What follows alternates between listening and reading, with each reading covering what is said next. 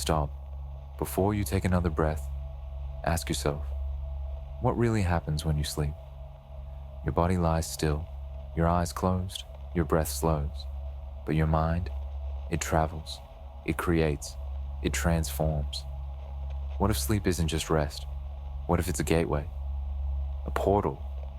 You've been told sleep is about recovery, but that's a fraction of the truth. Because when you sleep, your consciousness doesn't shut down, it shifts. It shifts into something ancient, something powerful, something that science is only beginning to understand. Let me show you. When your body enters rest mode, your brain becomes a cosmic engine. During REM sleep, the regions responsible for vision, memory, and emotion light up like stars. Meanwhile, logic takes a back seat. The gatekeeper of the waking world steps aside, and something else steps in. Dreams, not just random noise. Dreams are vivid. They feel real, sometimes more real than your waking life. But why? Because the mind doesn't power down. It powers up in a different dimension. You begin to see not with your eyes, but with your consciousness. Your subconscious starts building realities fueled by something extraordinary. DMT, dimethyltryptamine. This molecule is naturally produced in your brain, especially when you dream. And here's the kicker.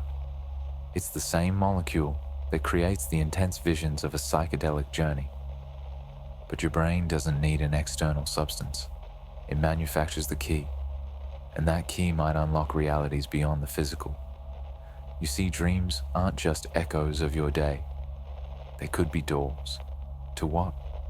To future events. To alternate timelines. To parallel versions of you.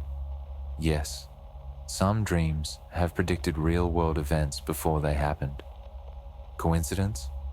Or evidence that our consciousness isn't limited by time? Now ask yourself this. What if time only exists while you're awake? Because inside dreams, time bends. A 5-minute nap can feel like a lifetime. Entire journeys can happen between one breath and the next. And if time can shift, can reality? This is where we enter the multiverse, the theory that infinite realities exist simultaneously, that every choice you didn't make, you did, somewhere. And dreams? They might be the bridge. Have you ever dreamt of a place that doesn't exist, but felt like home? Have you woken up shaken by emotions that feel like they belong to someone else? That's not fantasy, that's quantum consciousness. And then there's sleep paralysis, that terrifying state where your body's frozen, but your mind is awake. People report seeing figures, feeling watched, being visited. Traditional science says it's just your brain glitching. But what if it's not a glitch? What if it's the moment your consciousness separates from your body? An astral projection. Lucid dreams take this further. The moment you realize you're dreaming, you become the architect. You fly. You change the world around you. You bend the laws of physics. You create. In that moment, you are not just a dreamer. You are a god within your own reality. So what are the limits of your mind, really? Are they biological? Or are they beliefs? Dreams challenge everything we know about consciousness. They suggest our essence is not bound by flesh, by time, or even by this universe. And yet, we forget them. Why? Perhaps because they show us too much. Because they blur the line between reality and illusion, between who we are and who we might be. But there's power in remembering, because the more we pay attention to our dreams, the more we begin to question the waking world.